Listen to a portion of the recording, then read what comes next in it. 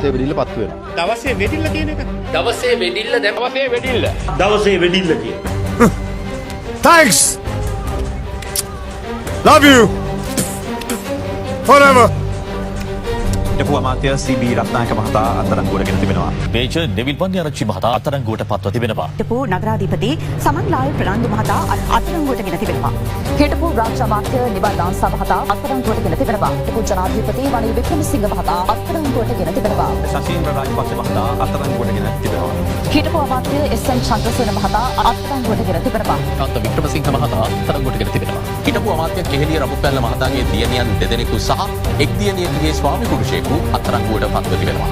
හිටපු අමාත්‍ය දුමින්ද දිසානායක මහතා අත්අඩංගුවටගෙන තිබෙනවා. අමාත්‍ය මහින්දානන්ද අලුත්ගමගේ මහතාට වසර 20ක කාලයක් සඳහා බරපතල වැඩසටහනක සිරදඬුවමකුත් හිටපු අමාත්‍ය නලින් ප්‍රනාන්දු මහතාට වසර 25ක කාලයක් සඳහා බරපතල වැඩසටහනක සිරදඬුවමකුත් හිටපු අමාත්‍ය කෙහෙලිය රඹුපැල්ල මහතා අත්අඩංගුවටගෙන තිබෙනවා. එඳු මන්ත්‍රී චාමර සම්බන්ධ නායක මහතා අත්අඩංගුවටගෙන තිබෙනවා. යෝසිත රාජපක්ෂ අත්අඩංගුවටගෙන තිබෙනවා. හිටපු පාර්ලිමේන්තු මන්ත්‍රී විජිත් විජේමිනිසොයිසා මහතා අත්අඩංගුවටගෙන තිබෙනවා. හිටපු අමාත්‍ය හරින් ප්‍රනාන්දු මහතා අත්අඩංගුවටගෙන තිබෙනවා. හිටපු රාජ්‍ය අමාත්‍ය ලොහන් රත්නප්‍රේ මහතා අත්අඩංගුවටගෙන තිබෙනවා. හිටපු නියෝජ්‍ය අමාත්‍ය සන්න ගුණවර්ධන මහතා වරදකරු බවට කොළඹ මහාධිකරණය අද තීන්දුව කළා. හතරක බරපතල සිරදඬුවම් දීම කරන බවත් අල්පිරවංශ මහතා අත්අඩංගුවටගෙන තිබෙනවා.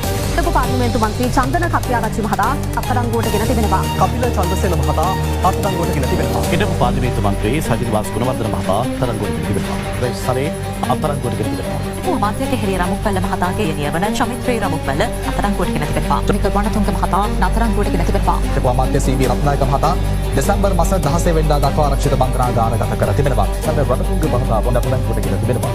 හිටපු අමාත්‍ය ජොන්සන් ෆර්නන්දු මහතා අත්අඩංගුවටගෙන තිබෙනවා. අර්ජුන් ඇලෝසියස් ඇතුළු තිදෙනෙකුට කොළඹ මහේස්ත්‍රාත් අධිකරණයේ විසින් මාස 6ක සිරදඬුවම් නියම කර තිබෙනවා. අකුණු පළාත් හිටපු ප්‍රධාන අමාත්‍ය ශාන් විජේදානන්ද සිල්වා මහතා අත්අඩංගුවටගෙන තිබෙනවා. කොළඹ මහේස්ත්‍රාත් අධිකරණය ඇයට වසර 2ක සිරදඬුවමක් හා රුපියල් ලක්ෂයක දඬු මුදලක් නියම කළා.